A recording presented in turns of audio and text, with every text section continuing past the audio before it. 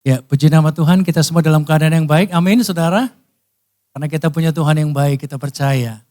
Ya, saudara, kalau tuntunan dalam gereja kita, saudara, mengenai kehidupan yang berbuah, ada banyak hal yang kita pelajari pada bulan-bulan sebelumnya, saudara ya.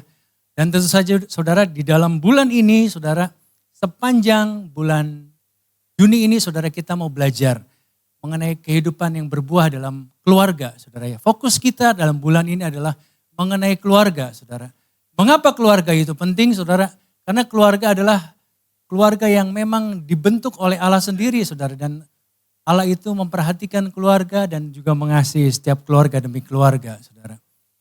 Saudara, tema khotbah kita pada hari ini adalah one family, satu keluarga. Di dalam kita melihat daripada statement ini, saudara ya, one family, saudara. Kalau kita katakan bahwa kita sebagai satu keluarga, keluarga jasmani, keluarga rohani, saudara. Pertanyaannya ada dua, saudara ya. Yang pertama adalah pada saat kita katakan kita sebagai satu keluarga, apakah kita betul merasakan bahwa kita adalah merupakan bagian dalam keluarga atau enggak? Banyak orang-orang, saudara, yang merasa ada di dalam keluarga, tapi dia asing. Tapi dia sebetulnya adalah memiliki perasaan yang jauh, saudara. Tetapi pada saat kita katakan bahwa kita satu keluarga, kita adalah orang-orang yang dekat. Amin, saudara. Orang-orang yang merupakan saudara seiman, merupakan orang-orang yang merupakan saudara di dalam keluarga demi keluarga yang ada. Lalu yang kedua adalah, apakah anggota-anggota keluarganya sudah mempunyai satu peran yang benar atau belum, saudara? Mungkin kita sebagai seorang keluarga, anggota keluarga, tapi kita nggak pernah melakukan apa-apa bagi keluarga kita, saudara. Tetapi yang Tuhan mau adalah supaya kita berfungsi, katakan berfungsi, saudara. Supaya kita berperan, katakan berperan, saudara. Dan peranan kita bisa dirasakan oleh keluarga kita. Kita bisa membangun keluarga kita bisa kemudian membawa keluarga kita menjadi keluarga yang lebih baik. Amin. Yang mau berikan tepuk tangan bagi Allah kita, saudara. Haleluya. Saudara, dalam hal kita mempelajari apa yang menjadi satu tujuan daripada keluarga kita, saudara ya. Satu keluarga artinya begini, saudara ya. Mari sama-sama kita baca dalam Roma 12 ayat 4 sampai 5. 1, 2, 3. Sebab sama seperti pada satu tubuh kita mempunyai banyak anggota, tetapi tidak semua anggota itu mempunyai tugas yang sama. Demikian juga kita walaupun adalah satu tubuh di dalam Kristus, tetapi kita masing-masing adalah anggota seorang terhadap yang lain. Jadi saudara, walaupun kita ada di dalam satu tubuh, ada di dalam satu keluarga, ternyata saudara kita punya tugas yang berbeda. Tentu saja saudara sebagai gambaran keluarga inti, saudara kita tahu bahwa di dalam keluarga itu ada apa? Ada seorang ayah, ada seorang ibu dan juga ada seorang anak atau anak-anak yang lain, saudara ya. Saudara, setiap tugas dan setiap perannya itu berbeda-beda, saudara ya. Tapi pastikan saudara, hari ini kita akan belajar ya mengenai bagaimana peran kita sebagai anggota keluarga dan kemudian kita harus merasa sebagai satu tubuh di dalam keluarga kita, saudara ya. Mari sama-sama kita pelajari. Saudara, sebelum kita masuk lebih jauh, kita akan sama-sama mengerti apa yang menjadi definisi keluarga terlebih dahulu. Keluarga adalah lembaga pertama dan utama yang dibentuk oleh Allah untuk menjadi persekutuan yang baik dan harmonis antara sesama anggota keluarganya.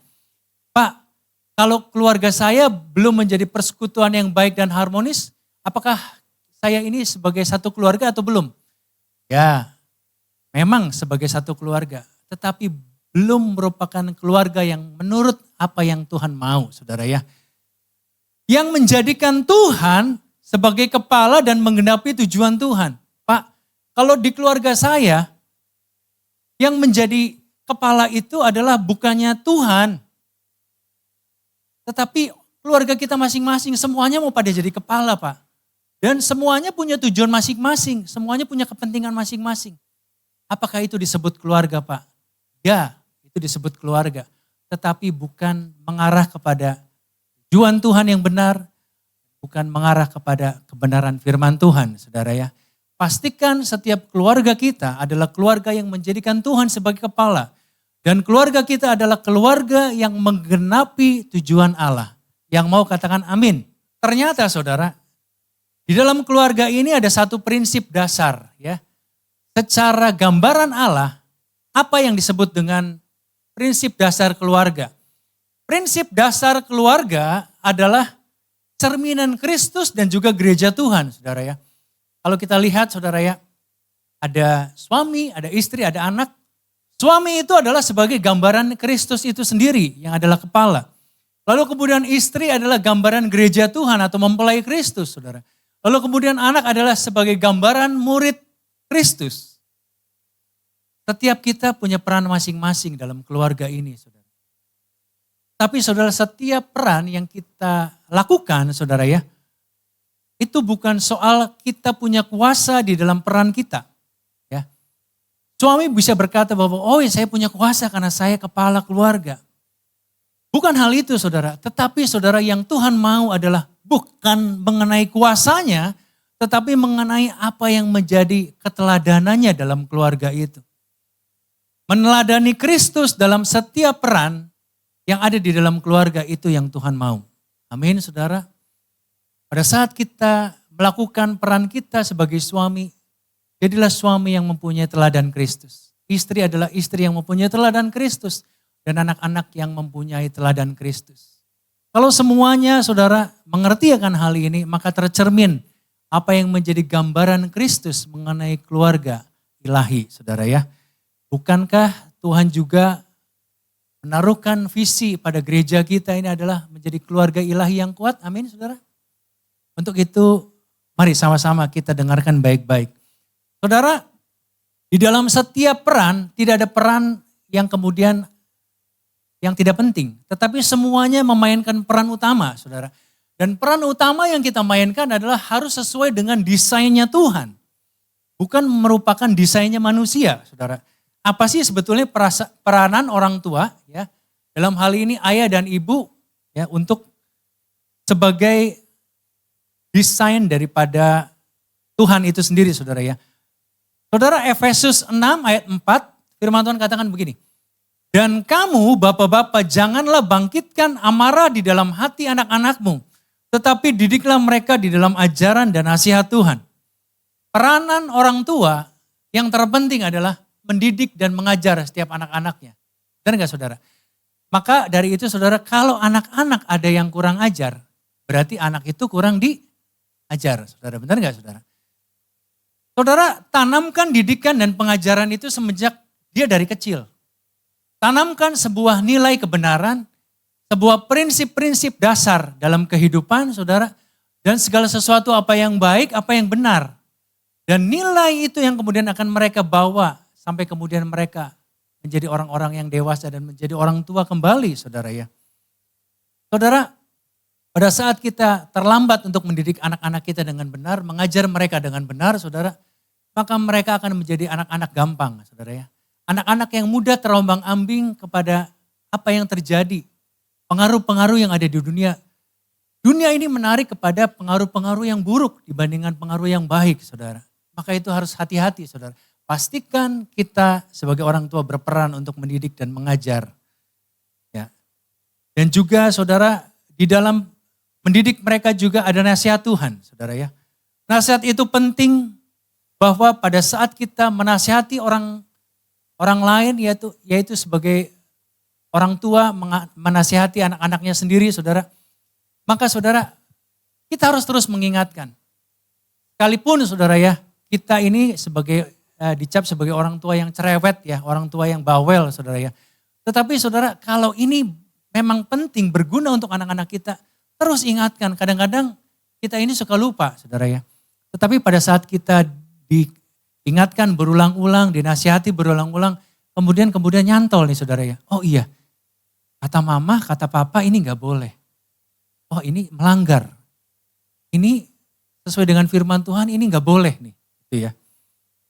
Tuhan juga mengajarkan setiap kita bahwa kita harus mengajarkan anak kita pada saat dia duduk, pada saat berdiri, pada saat dalam perjalanan. Sesuatu yang diajarkan yang adalah kebenaran itu adalah sesuatu yang harusnya terus kita perdengarkan saudara ya. Lalu kemudian Amsal 22 ayat 6, didiklah orang muda menurut jalan yang patut baginya, maka pada masa tuanya pun ia tidak akan menyimpang daripada jalan itu. Saudara, selagi masih ada harapan, selagi masih ada waktu, selagi masih bisa dibentuk anak-anak kita, mari lakukan saudara, didiklah mereka. Karena pada saat kemudian saudara terlambat ya untuk kemudian bisa mendidik mereka, mengarahkan mereka, mengajar mereka, saudara, mereka akan tersesat, mereka kemudian akan hilang arah, saudara. Dan saudara, kita sebagai orang tua akan merasakan kesedihan. Akan merasakan sebagai orang-orang tua yang gagal, orang-orang tua yang sepertinya tidak dapat berperan dengan baik. Lalu kemudian saudara, peran apa yang lain, yaitu peranan sebagai anak. Efesus 6 ayat 1-3, hai anak-anak, taatilah orang tuamu di dalam Tuhan karena haruslah demikian. Hormatilah ayahmu dan ibumu. Saudara, ternyata di dalam desain Tuhan, peranan anak itu adalah yang pertama anak itu harus taat. Yang kedua adalah harus menghormati orang tua. Ini adalah suatu perintah yang penting. Ini firman Tuhan yang katakan loh, ini penting. Seperti yang nyata dari janji ini supaya kamu berbahagia dan panjang umurmu di bumi. Maka gak heran saudara, ada banyak orang-orang yang sukses. Kemudian ditanya resepnya, Pak, kenapa Bapak bisa sukses seperti ini? Terus kemudian dia berkata, saya menghormati orang tua saya. Dari dulu sampai sekarang, hormat saya gak pernah berkurang, malah bertambah. Saya memandang orang tua saya itu berharga. Orang tua adalah orang yang penting dalam kehidupan saya. Saudara, bukankah berkat itu Tuhan berikan melalui setiap orang tua kita, amin? Pada saat orang tua kita itu kemudian mengucapkan berkat, memanjatkan doa untuk memberkati anak-anaknya, saudara, maka kita akan mendapat berkatnya, amin? Maka saudara, hiduplah dalam ketaatan, hiduplah dalam penghormatan kita kepada orang tua kita. Lalu kemudian saudara, Amsal 1 ayat 8, dengarkanlah nasihat ayahmu dan janganlah menyia-nyiakan ajaran ibumu. Kalau orang tua tadi adalah tugasnya memberikan nasihat, anak juga harus mendengarkan nasihat, saudara. Jangan kemudian saudara, pada saat orang tua kita memberikan nasihat kemudian, Papa mah udah ketinggalan zaman, Papa mah udah kuno. Papa mah ngomongnya yang itu lagi. Pak bosen. Ya enggak, anak-anak zaman sekarang ya begitu saudara ya. Tapi saudara, kita sebagai orang tua, kita tetap terus menasihati. Dan kita sebagai anak saudara jangan punya mental yang seperti itu. Jangan punya pemikiran yang seperti itu. Jangan punya kemudian hati yang seperti itu saudara. Tetapi milikilah hati anak. Hati yang mau dengar-dengaran nasihat orang tua kita. Bukankah nasihat itu adalah berguna untuk kebaikan kita, amin? Kalau misalnya itu berguna untuk kebaikan kita, yang untung siapa? Kita. Ya. Untuk itu saudara, pastikan kita mentaati, kita menghormati orang tua, dan juga kita mendengarkan nasihat mereka yang mau katakan amin. Lalu saudara, menurut desain Tuhan, apa sih yang menjadi peran daripada suami? Suami itu adalah sebagai kepala keluarga, saudara ya. Dan suami itu adalah sebagai imam. Kalau kita perhatikan dalam Efesus 5 ayat 25, saudara ya. Hai suami, kasihilah istrimu sebagaimana Kristus telah mengasihi jemaat dan telah menyerahkan diri baginya. Tentu saja saudara, kepala keluarga yang baik adalah kepala keluarga yang bagaimana tahu untuk mengasihi anggota-anggota keluarganya, saudara. Dan hal yang terpenting yang bisa dilihat dari anggota keluarga adalah pada saat kepala keluarga itu mengasihi mereka, saudara ya. Kasihilah istrimu, karena istri adalah teman pewaris kerajaan Allah, saudara ya. Kristus telah memberikan keteladanan. Tuhan telah memberikan nyawanya bagi kita. Tuhan telah merelakan segala sesuatu yang merupakan adalah miliknya sendiri untuk menjadi tebusan bagi dosa-dosa kita, saudara ya. 1 Korintus 11 ayat 3, tetapi aku mau kamu mengetahui bahwa kepala dari setiap perempuan ialah laki-laki. Kepala dari laki-laki ialah Kristus dan kepala dari Kristus ialah Allah. Pak, apakah ada suami-suami yang kemudian tidak menjadi kepala? Oh ada, banyak saudara, tetapi di sini puji Tuhan gak ada. Amin saudara. Saudara, bagaimana caranya kemudian suami itu tidak mengambil peran sebagai kepala, saudara. Sebagai contoh, saudara ya. Ada anak-anak yang kemudian dia bergumul dalam hidupnya, Kemudian dia berkata, "Pak, aduh kayaknya aku mengalami kesulitan nih Pak. Hidupku kayaknya sepertinya saat ini benar-benar mengalami sesuatu kegagalan. Pak, aku harus gimana ya Pak?" Tanya mama. "Pak, aku nih lagi deket sama perempuan nih Pak. Perempuannya cantik, orangnya baik, tetapi nggak seiman Pak. Gimana ya Pak?" Tanya mama. Semuanya tanya mama. Kalau saudara lakukan seperti itu sebagai kepala rumah tangga, saudara nggak berfungsi sebagai kepala. Harusnya kepala itu adalah kepala yang kemudian memberi satu arahan, memberi satu petunjuk. Ya, kalau diibaratkan sebagai kompas, itu memberikan arah saudara yang jelas, saudara ya. Saudara jangan melempar tanggung jawab saudara sebagai suami kepada istri saudara. Ya, karena Tuhan menghendaki supaya setiap suami-suami itu menjadi kepala. Ya, sebagaimana Tuhan Yesus adalah kepala. Dan juga perhatikan saudara adalah berfungsi sebagai imam. Imam dalam keluarga adalah mengarahkan setiap anggota keluarganya, istri dan anak-anaknya untuk dibawa kepada Tuhan. Setiap keluarga adalah keluarga yang dibawa mendekat kepada Tuhan. Lebih sungguh-sungguh berhubungan dengan Tuhan, menjadikan Tuhan sebagai Tuhan dan Juru Selamat. Sebagai kepala dalam rumah tangganya saudara. Kemudian yang selanjutnya saudara, menurut desain Tuhan, istri itu sebagai apa sih? Istri adalah penolong yang baik, yang mendampingi dan juga dengan kesetiaan saudara. Saudara, kalau suami-suamimu belum berfungsi dengan baik, belum berperan dengan baik, saudara, inilah tugas daripada istri. Menjadi penolong yang baik. Papa nggak boleh begitu. Kalau anak-anak tanya, Papa harus kasih jawaban. Papa kan kepala rumah tangganya. Oh begitu ya Mah? Iya dong. Papa harus berfungsi. Oke Mah, nanti kalau anak tanya lagi, Papa akan jawab deh. Iya jangan takut Pak. Nanti Papa kasih nasihatnya salah. Loh jangan begitu Pak. Apa yang menurut pemikiran Papa yang baik, bilang aja sama anak. Gitu ya. Kadang-kadang istri itu juga adalah sebagai penolong dan juga pendamping. Ya. Dan tentu saja saudara, kesetiaan daripada seorang istri itu adalah sebagai satu kebahagiaan terhadap suami-suami.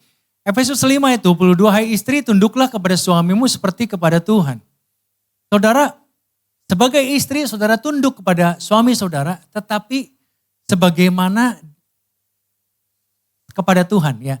Jadi hierarkinya adalah Tuhan yang adalah kepala daripada rumah tangga kita dan Tuhan itu adalah menunjuk suami-suami sebagai kepala secara jasmani dan istri-istri dan anak-anak tunduk atasnya saudara. Pak, kalau misalnya suami saya mengarahkan hal-hal yang tidak baik gimana Pak? Kita harus mengacu kepada firman Tuhan. Firman Tuhan katakan seperti apa? Apakah kemudian saya bisa Pak kemudian memberi masukan kepada suami saya kalau dia salah? Sangat bisa saudara. Saudara jangan biarkan suami saudara juga tersesat. Mungkin kita nggak bisa mengandalkan suami ya 100% benar saudara ya. Tetapi saudara kita bisa melihat apa yang baik itu apa yang benar itu sesuai dengan firman Tuhan atau enggak. Ya. Lalu Amsal 31 ayat 11 sampai 12, hati suaminya percaya kepadanya, suaminya tidak akan kekurangan keuntungan. Ini berbicara mengenai saudara pengelolaan keuangan dalam keluarga saudara ya. Sesuatu yang dipercayakan oleh suami kepada istrinya. Ada banyak orang-orang yang bercerita kepada saya sebagai suami-suami yang setelah menerima gajian dikasihkan 100% kepada istrinya. Untuk apa saudara? Untuk mengelola keuangan. Nah saudara, hati suaminya yang percaya artinya saudara segala keuangan dipegang oleh istrinya itu sebagai bentuk pertanggungan jawab saudara ya. Suami tidak akan kekurangan keuntungan kalau istrinya itu mengelola keuangannya dengan baik. Ada porsi-porsinya saudara ya, ada porsi yang merupakan kebutuhan mendasar, ya, ada kebutuhan untuk pendidikan, kebutuhan untuk tabungan saudara ya, lalu kemudian untuk kebutuhan liburan juga penting saudara ya. Nah, istri yang berbuat baik kepada suaminya dan tidak berbuat jahat sepanjang umurnya. Ini adalah sesuatu yang Tuhan mau. Ini adalah sesuatu yang diharapkan sebagai suami-suami yang berbahagia. Amin suami-suami. Tetapi bukan hanya terbatas saudara istri yang berbuat baik kepada suaminya. Tetapi suami juga mau berbuat baik kepada istrinya. Yang mau katakan amin. Nah saudara, dari hal-hal yang kita pelajari saudara ya, tentu saja di dalam peranan yang kita mainkan ini, ya, ternyata ada saja saudara ya halangannya, ada saja hambatannya. Nah, ada dua musuh utama dalam peranan kita di dalam satu keluarga. Yang pertama, keegoisan atau egoisme saudara ya. Jadi saudara, egois adalah sesuatu yang merupakan pusat itu adalah diri kita sendiri. Pokoknya kalau semuanya nggak sesuai dengan apa yang saya mau, nggak bisa. Pokoknya semuanya kalau misalnya nggak apa yang saya kepengen, nggak bisa. Jadi semuanya adalah kita lakukan dengan keegoisan itu adalah semuanya itu maunya menang sendiri. Nah, kalau hal ini yang kita lakukan dalam keluarga kita, saudara, bukan membangun satu bangunan rumah tangga yang baik, yang tentram, yang damai, tetapi rumah tangga akan menjadi arena keangkuhan. Bukan timbulnya adalah damai sejahtera, tapi timbulnya huru-hara. Iya enggak, saudara? Saudara, Filipi 2 ayat 3-4 firman Tuhan dengan jelas katakan begini. Dengan tidak mencari kepentingan sendiri atau pujian-pujian yang sia-sia. Sebaliknya, hendaklah dengan rendah hati saudara. Yang seorang menganggap yang lain lebih utama daripada dirinya sendiri. Dan janganlah tiap-tiap orang hanya memperhatikan kepentingan sendiri tetapi kepentingan orang lain juga. Nah saudara, Tuhan mau untuk setiap kita bukan hanya memperhatikan ya. Kita ini jangan hanya mau dianggap penting. Ya saya kepala rumah tangga, saya paling penting dong. Semua orang harus hargain saya, hormati saya. Semuanya saya masuk, nunduk semua gitu ya. Saya buat peraturan dalam keluarga, kalau papa masuk, semuanya nunduk. Wah itu peraturan yang diada-adain. Peraturan yang semena-mena. Kalau papa lagi ngomong jangan ada yang bantah. Sekalipun papa salah, itu pasal 1. Pasal 2, kalau papa salah, lihat pasal 1. Wah, kalau kayak gitu mah udah berat ya. Tapi saudara, yang Tuhan mau adalah kita harus hapuskan egois. Kepentingan diri sendiri dalam diri kita. Tapi kita harus menganggap orang lain itu lebih utama, saudara. Dan kita juga harus memperhatikan kepentingan orang lain juga. Bukan hanya kepentingan diri kita. Yang mau katakan amin, saudara. Lalu kemudian yang kedua, saudara, apa yang dunia tanamkan adalah sesuatu yang salah, yang mungkin dianggap benar adalah kamu sebagai istri, kamu punya hak. Kamu sebagai suami, kamu punya hak. Kamu sebagai anak-anak, kamu punya hak. Mengikuti standar dunia, ini adalah sesuatu musuh utama dalam peranan kita sebagai keluarga. Kalau kita hanya menuntut hak saudara, maka yang terjadi begini saudara. Anak-anak akan datang kepada orang tuanya. Pah, mah, mulai hari ini saya sebagai anak, saya punya orang tua dan orang tua itu wajib memberikan saya hak saya sebagai anak. Apa tuh? Setiap bulan saya mau uang jajan saya 1 juta, enggak kurang. Hah? Loh, gaji papa aja cuma 3 juta, kasih kamu 1 juta. Bodoh amat, saya tuntut hak saya sebagai anak. Papa ini papa saya bukan? Ya papa saya. Pokoknya 1 juta. Ya nggak bisa begitu juga saudara ya. Kemudian saudara, istri-istri menuntut haknya. Pokoknya kalau mama, papa kerja, bulanan pokoknya harus cukup untuk beli apa? Makanan enak. Lalu kemudian papa harus setiap bulan, mama harus bisa beli baju baru, mama harus bisa liburan. Kalau enggak, berarti papa adalah bukan papa yang baik. Saudara, jangan kemudian kita menuntut hak kita ya sebagai istri, sebagai suami, sebagai anak, saudara. Tetapi yang Tuhan mau adalah kita harus menjalankan tanggung jawab kita, saudara. Saudara di dalam hal menjalankan tanggung jawab, saudara ya. Tentu saja saudara, Tuhan memberikan keteladanan setiap kita. Tuhan gak pernah menuntut kita, saudara. Tetapi Tuhan justru memberikan kita lebih. Ya. Tuhan mengajarkan untuk setiap kita lebih baik memberi daripada menerima. Tuhan mengajarkan setiap kita apa yang disebut sebagai arti pengorbanan. Arti daripada penundukan diri. Arti daripada sesuatu yang memberikan yang terbaik kepada setiap kita sebagai umatnya, saudara ya. Untuk itu, saudara, jauhkan egoisme dan juga jauhkan kehidupan kita dari standar dunia ini. Tetapi biarlah kita mengikuti standar ilahi. Amin, saudara. Saudara, kalau kita sudah pelajari mengenai apa yang sebetulnya hal yang baik, ya, yang merupakan satu patokan keluarga yang ideal, keluarga yang berperan dengan baik, di mana suami, istri, dan juga anak-anak berfungsi dengan baik. Nah, ternyata saudara, ada satu keluarga dalam peranannya yang sesuai dengan firman Tuhan itu yang seperti ini, saudara. Mari sama-sama, saudara, ya, kita pelajari. Yang pertama adalah keluarga yang hidupnya dibangun dalam kasih Tuhan. Saudara, ada banyak orang-orang, saudara ya, yang hanya bisa melihat kekurangan dalam keluarganya. Yang hanya bisa melihat satu kebobrokan dalam keluarganya. Sesuatu yang merupakan hal-hal yang tidak baik. Ya. Tetapi saudara, pada saat kita memiliki kasih dan kehidupan kita dibangun oleh kasih Tuhan, maka saudara, kasih itu akan memelihara kesatuan dan kasih itu akan kemudian menyatukan keluarga kita, saudara. Saudara, bukankah ada banyak orang-orang yang kehilangan kasih dalam keluarga? Ya. Suami tidak lagi mengasihi istrinya, istri tidak lagi mengasihi suaminya, orang tua tidak mengasihi anaknya dan juga sebaliknya, saudara. Maka saudara, rumah itu bukan menjadi rumah untuk tempat kita pulang atau disebut rumah itu sebagai home. Sesuatu yang nyaman, sesuatu yang damai, sesuatu yang merupakan tujuan kita untuk pulang. Tetapi saudara, rumah itu kemudian menjadi sesuatu yang mengerikan. Rumah itu merupakan sesuatu yang kemudian membuat kita tidak tenang, mengganggu setiap daripada kedamaian kita, saudara. Tetapi dalam Kolose 3 ayat 14 sampai 15, Tuhan ajarkan kita, dan di atas semuanya itu kenakanlah kasih sebagai pengikat yang mempersatukan dan menyempurnakan.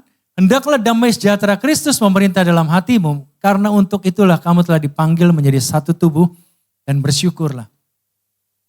Saudara, kita dalam berperan sebagai anggota-anggota keluarga, dalam kehidupan keluarga kita, saudara, penting kita harus mengenakan kasih Kristus. Bukan karena kasih Kristus kemudian kita dikasih selagi kita masih berdosa, amin saudara. Bukankah karena kasih Kristus kemudian kita dilayakkan oleh Tuhan sekalipun kita nggak layak. Bukankah kasih Kristus itu adalah kasih yang tanpa syarat, saudara. Kasih yang agape. Kasih yang tak menuntut balas. Itu adalah kasih yang Tuhan ajarkan dan itu adalah kasih yang Tuhan mau untuk setiap kita lakukan, saudara. Kalau kehidupan kita dibangun oleh kasih Tuhan, maka Tuhan akan memampukan kita dalam kita menerima kasih-Nya dan kita bisa memberikannya kepada orang lain, saudara. Kepada keluarga kita tentunya, saudara. Kenakanlah kasih dan juga sadari bahwa kita dipanggil untuk menjadi satu tubuh. Kalau berbicara mengenai satu tubuh, saudara, kita nggak mungkin, saudara ya. Kita ini sebetulnya, contohnya kita ini adalah kepala, ya. Kemudian kita punya tangan. Lalu kemudian tangannya kita terluka. Lalu kemudian kita bilang, syukurin lu tangan, lu terluka, lu ceroboh sih, gitu ya. Gak bisa begitu. Kalau kita sebagai satu tubuh, tangan kita terluka, tubuh kita juga terluka. Kita juga merasakan luka itu. Amin, saudara. Lalu gak mungkin kalau kita kemudian kaki kita kesandung. Makanya kaki, mata lu taruh di mana? Makanya kalau jalan hati-hati gitu ya. Loh, ini kaki kan kaki kita juga. Yang sakit siapa? Kita juga ya saudara ya. Jadi jangan sesama tubuh Kristus dilarang keras saling menyakiti. Sesama tubuh Kristus dilarang keras saling melukai, saudara. Yang mau katakan amin. Saudara, yang kedua adalah hidup di dalam kebersamaan dan kerukunan. Ada banyak orang-orang, saudara, yang hidup bersama, tinggal di dalam rumah. Tetapi sebetulnya dia nggak merasakan dia ada bersama dalam keluarganya. Mungkin ada orang-orang, saudara, mungkin anak kita itu, saudara ya. Maksudnya anak kita di luar sana, saudara, bukan di sini. Merasakan bahwa, kayaknya saya lebih nyaman kalau sama teman-teman. Kalau saya lebih nyaman sama keluarga yang lain. Tetapi kalau di rumah sepertinya, saya ini kayaknya merasa kurang enak nih. Saudara, hidup dalam kebersamaan dan kerukunan adalah sesuatu yang Tuhan mau, saudara. Kebersamaan membuat hubungan keluarga menjadi rukun, dan kerukunan itu kemudian akan mendatangkan berkat Tuhan. Ada banyak keluarga-keluarga saudara yang mengalami keretakan dalam hubungannya, kemudian keluarga-keluarga yang mengalami perselisihan, bahkan saudara keluarga-keluarga yang hancur, saudara. Karena apa, saudara? Karena tidak tahu bagaimana kemudian harus menjaga kebersamaan itu. Kebersamaan itu harus dijaga, harus dipelihara, harus dirawat, dan juga harus dibangun, saudara. Dan bangunannya itu adalah bukan hanya sehari, bukan hanya sebulan, tetapi kemudian tahun demi tahun, saudara. Saudara, pada saat kita menjaga kebersamaan dalam keluarga kita, bagaimana caranya? Simple. Saudara pastikan saudara punya waktu-waktu untuk keluarga saudara. Saya pastikan di dalam keluarga saya, ya, sekalipun anak-anak saya setiap hari dia kuliah, lalu saya kerja, ya, ketemunya malam. Tapi kadang-kadang juga saudara, saya ini terpencar, saudara, ya. Anak saya kuliahnya di Alam Sutra, lalu kemudian sayanya di Jakarta. Anak saya yang perempuan. Lalu kemudian anak saya yang laki-laki ada di sini, ya, kuliahnya di Jakarta. Kadang-kadang kita udah jarang ketemu, saudara. Dan kadang-kadang anak saya yang kedua ini terlalu aktif kegiatan gereja.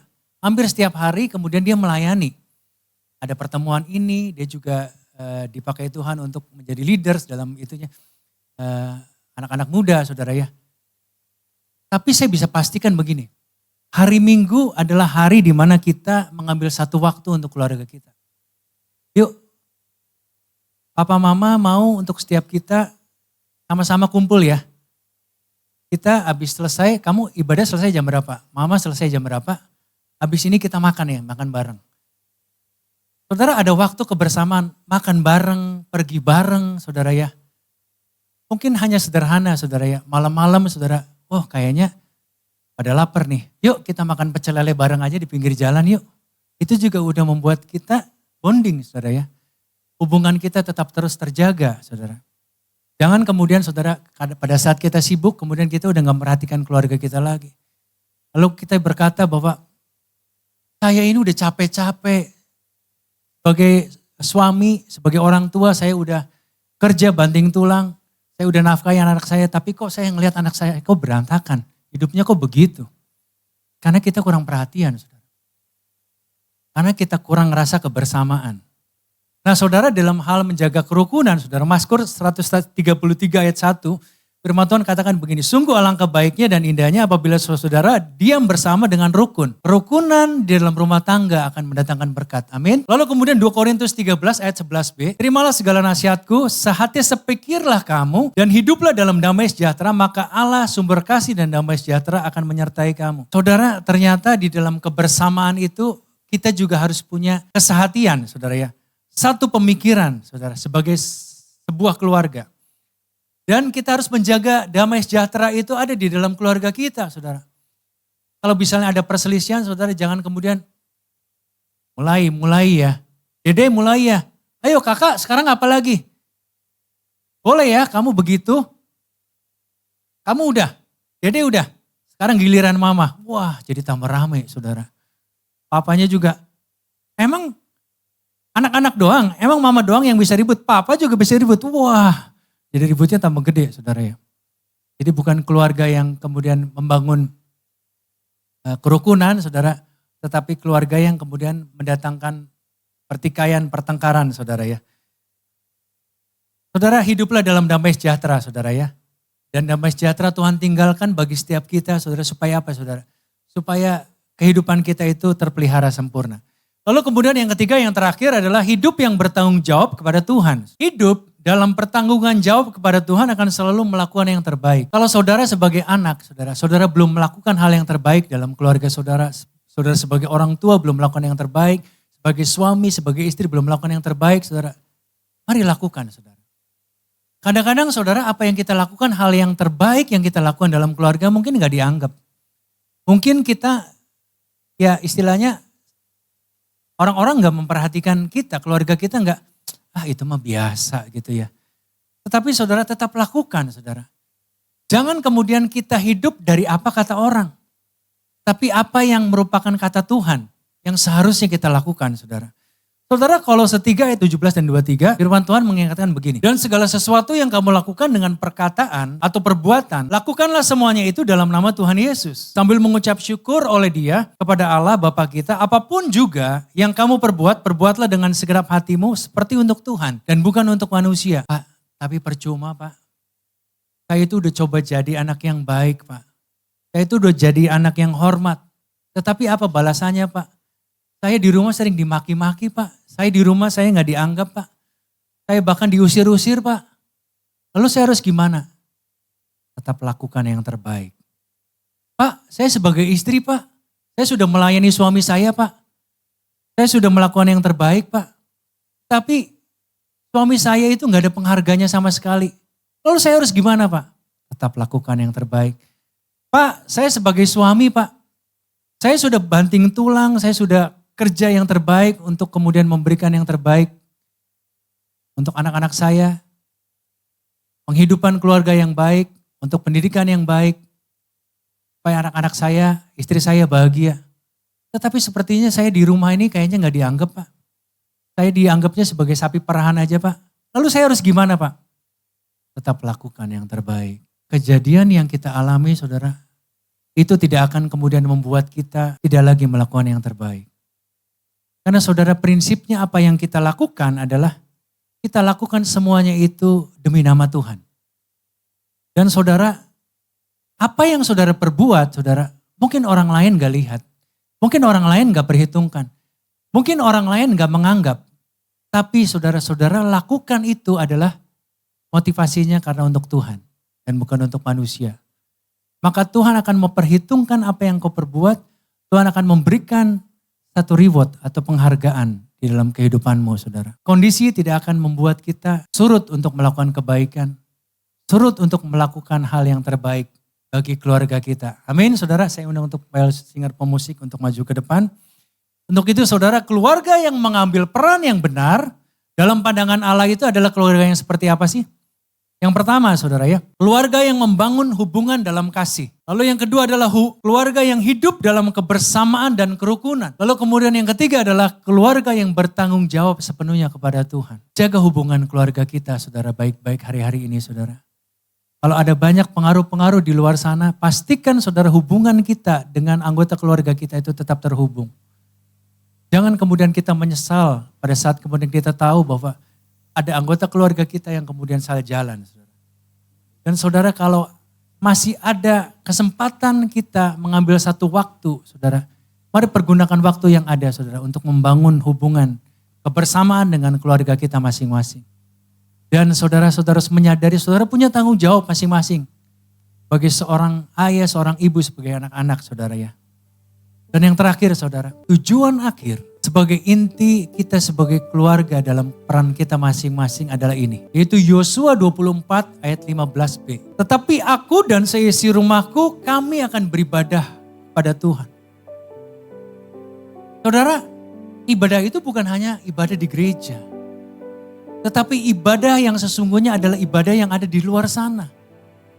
Ibadah di dalam pekerjaanmu, dalam usahamu, dan terutama ada di dalam keluargamu. Pastikan engkau masing-masing melakukan setiap ibadah dalam keluargamu, saudara. Dan pastikan ibadah yang kau lakukan di hadapan Tuhan adalah ibadah yang sejati. Ibadah yang sejati itu apa?